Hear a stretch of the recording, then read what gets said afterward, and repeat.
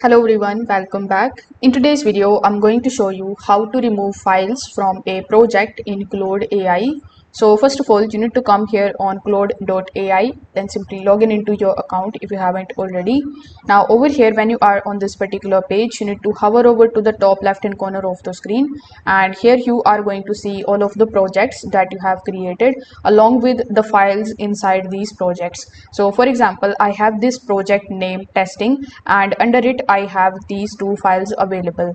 So you can also separately click on the option of projects, or you can just click on the option of your project. Now over here, when you are inside the projects section, you will see all of the projects that you have created here.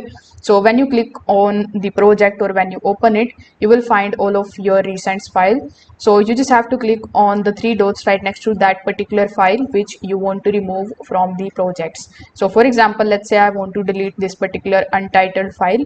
So I'm just going to simply click on the three dots right next to it. Then as you can see, among the given options, you will have the delete option. So you need to simply click on the option of delete, then again click on the option of delete for the confirmation. And as you can see, that particular file is removed from my testing project inside Claude AI.